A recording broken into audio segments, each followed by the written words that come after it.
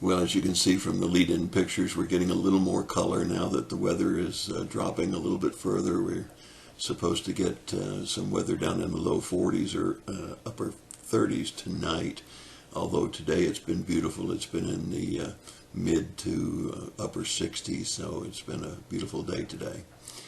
We're in AD 29, the latter part of AD 29, probably towards November, December of our calendar, and we're looking at the time that Jesus spent when he went down to Jerusalem. He may have crossed over the Jordan, now is in the Perea area, which is kind of east of the Jordan River, almost parallel with Jerusalem, but we find an encounter with the Pharisees and the scribes, the lawyers of the day, and it's got 6 woes.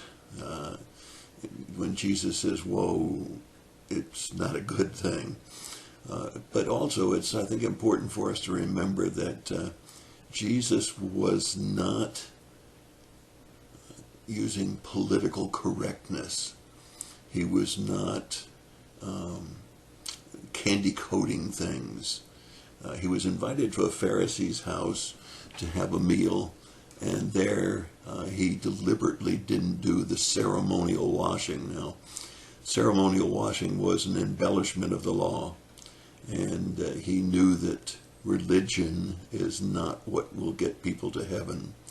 It is a personal relationship with God and acceptance of Christ as Savior. And so he sits down to the table, well, in this case, probably sat on the floor, but sat down to eat without doing the ceremonial washing. And of course, he could hear the thoughts of the Pharisees and the intentions of their heart, and he quickly identifies that and deals with it. And he attacks them on a number of bases, and he doesn't pull any punches, and he doesn't use a lot of tact. He said, you're a facade. You're phonies. You clean the cup on the outside, but inside the cup is filthy dirty.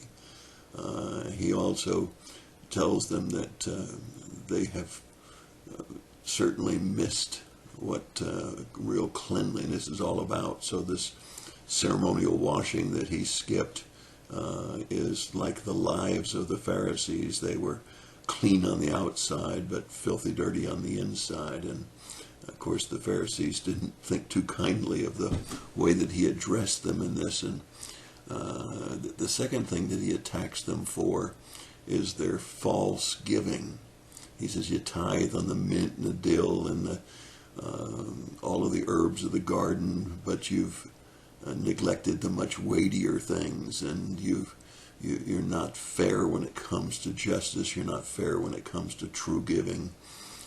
And so he's attacked them not only for being a facade, hypocrites, but he also, on basis of their giving. And the third woe that he gives to the Pharisees deals with their pride. He says, you love the places of honor in the synagogues, and you love getting the greetings in the marketplace as being holy men, but it's false pride, because you don't deserve the honor or the attention that you're getting in the marketplace. Then there's a fourth area that he attacks the Pharisees, and that is that he says they're like concealed tombs. People don't realize that they're what they are, and that they're not good for the people. And so then a lawyer, a scribe, a person perfecting the law and dealing with the law, says, well, you're accusing us of the same things that you're accusing the Pharisees? And of course, Jesus doesn't pull any punches with them either. He says, you give the people burdens that they shouldn't have to bear. You embellish the law with all kinds of written add-ons to the law.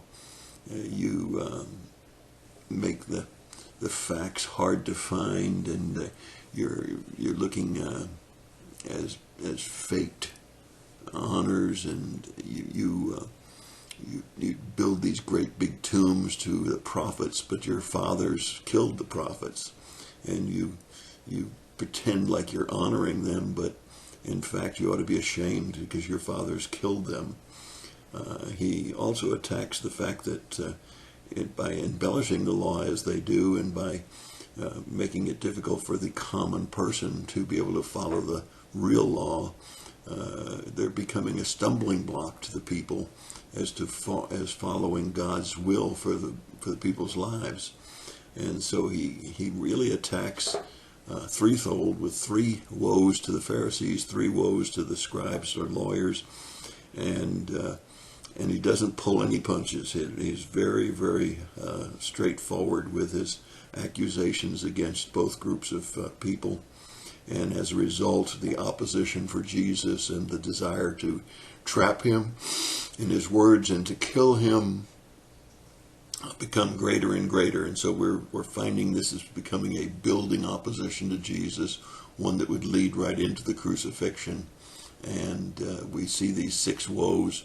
It's really worthwhile reading. It's found in Luke chapter 11, verses 37 through 54, and certainly fulfills what Micah said in 6:8.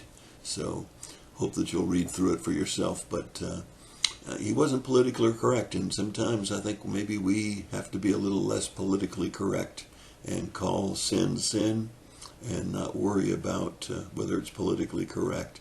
It doesn't mean that we have to use bad language or be crude or to hate people.